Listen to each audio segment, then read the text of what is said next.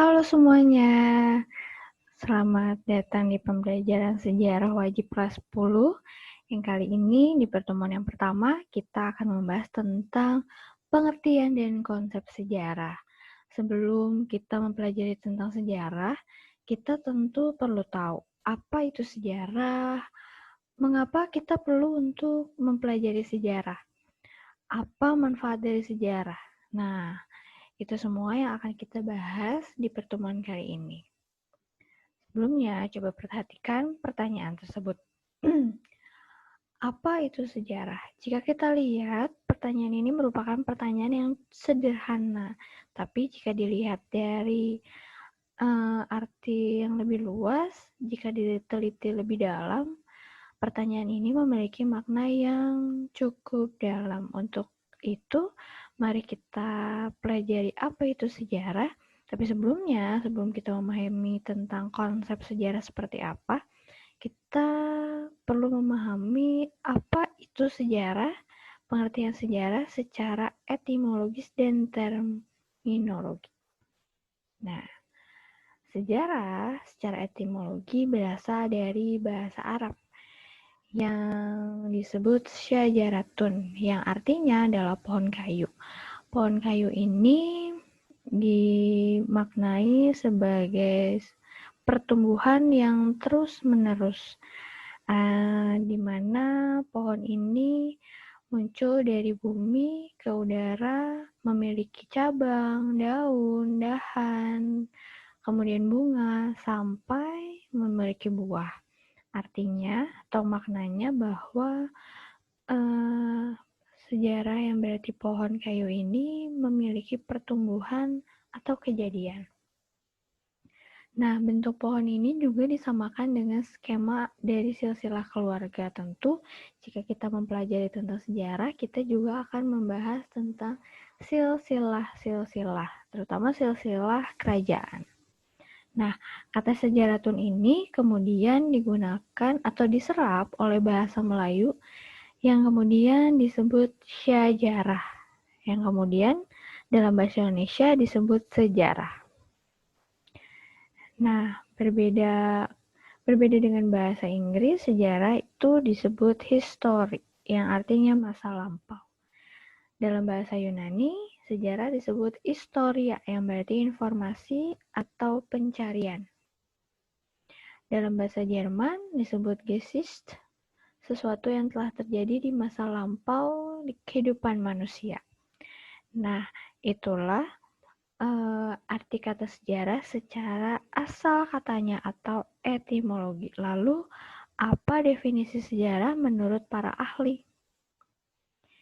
Kita bisa lihat bahwa Herodotus, the father of the history, mengatakan bahwa sejarah dapat diartikan sebagai suatu kajian untuk menceritakan sesuatu, perputaran jatuh bangunnya seseorang, masyarakat, maupun peradaban. Jadi sejarah itu merupakan sebuah kajian untuk menjelaskan, menceritakan jatuh bangunnya seorang tokoh atau sebuah masyarakat maupun peradaban. Itu menurut Herodotus. Sedangkan menurut Ibnu Khaldun, seorang sejarawan Islam, dia mengemukakan bahwa sejarah merupakan catatan tentang masyarakat umum manusia atau peradaban manusia yang terjadi pada watak atau sifat masyarakat itu. Nah, sedangkan menurut Sartono Kartodinjo, sejarawan asal Indonesia, mendefinisikan bahwa sejarah itu merupakan bentuk penggambaran pengalaman kolektif di masa lalu, dan untuk mengungkapkannya dapat melalui aktualisasi dan penetasan pengalaman di masa lalu. Menceritakan suatu kejadian adalah cara membuat hadirnya kembali peristiwa tersebut dengan cara mengungkapkan verbal. Nah, itu definisi sejarah menurut Sartono Kartodinjo. Yang terakhir, menurut Ismaul, sejarawan Indonesia juga, dia mengungkapkan bahwa sejarah itu merupakan suatu ilmu pengetahuan. Suatu ilmu pengetahuan tentang kisah mengenai peristiwa-peristiwa yang benar-benar telah terjadi atau telah berlangsung dalam segala aspeknya di masa lampau. Sejarah merupakan catatan atau rekaman pilihan yang disusun secara teliti tentang segala aspek kehidupan umat manusia di masa lampau. Nah, itulah definisi sejarah menurut para ahli. Jika kita simak kembali pengertian dan definisi sejarah secara etimologis dan menurut para ahli, lalu menurut kalian apa itu sejarah? Coba kalian definisikan sendiri pengertian sejarah menurut kalian sendiri. Catat di buku catatan kalian masing-masing ya. Nah, kemudian para ahli sepakat bahwa terdapat 3 konsep sejarah yang sebetulnya saling berkaitan satu dengan yang lainnya. Konsep sejarah yang pertama adalah sejarah sebagai peristiwa, yang artinya sejarah itu merupakan kejadian atau kenyataan, aktualitas, peristiwa yang telah terjadi atau berlangsung pada waktu yang lalu. Artinya ada sebuah kejadian atau peristiwa yang memang pernah terjadi, nyata pernah terjadi pada waktu yang lalu. Contohnya, pada 14 Agustus 1945, Jepang akhirnya menyerah pada Sekutu dan kawan-kawan. Nah, itu merupakan peristiwa yang secara aktualitasnya itu memang terjadi di masa yang lalu. Jadi nyata gitu. Itu merupakan sejarah sebagai peristiwa. Kemudian, konsep yang kedua adalah sejarah sebagai kisah. Sejarah sebagai kisah ini sering diartikan merupakan cerita berupa narasi yang disusun dari memori, kesan atau tafsiran manusia terhadap kejadian-kejadian atau peristiwa yang terjadi pada masa lalu. Nah, sejarah juga memang sering diartikan sebagai sebuah cerita.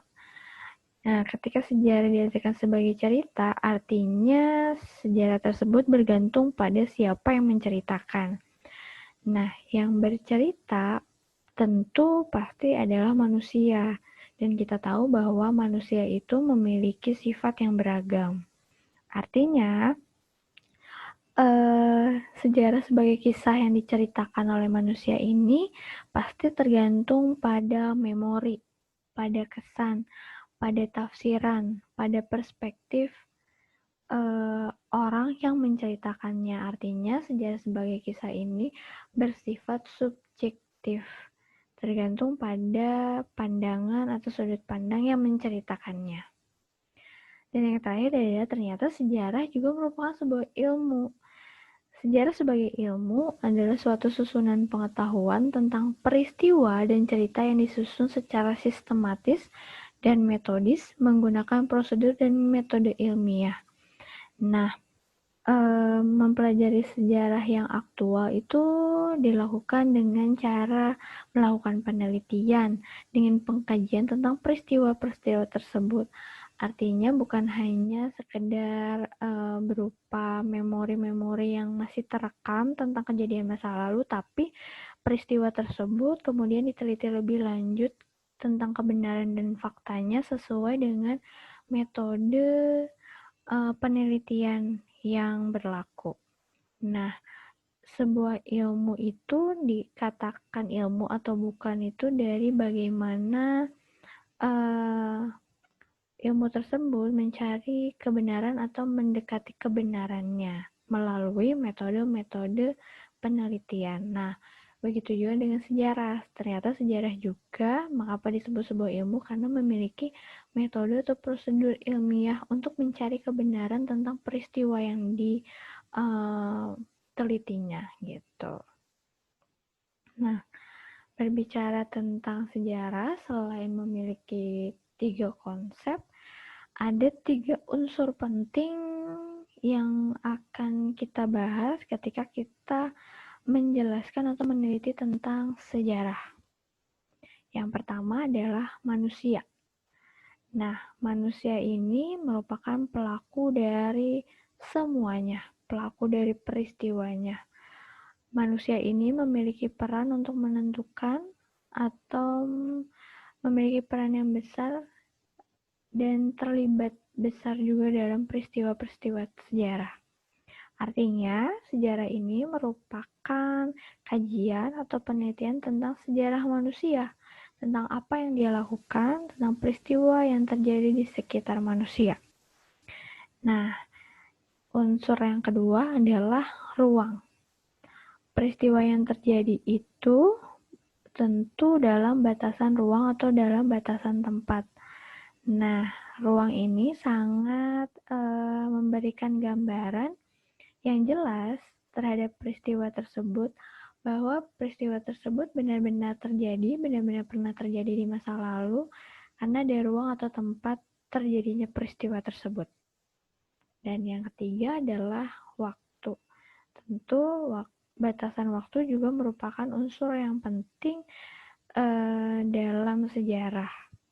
Nah, unsur waktu atau batasan waktu itu akan kita pelajari lebih lanjut ketika kita membahas tentang diakronik di pertemuan selanjutnya.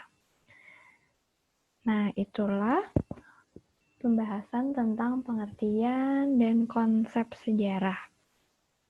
Setelah itu, setelah kalian memahami tentang apa itu sejarah dan apa saja konsep-konsep dari sejarah, tolong kerjakan beberapa soal yang sudah ditampilkan.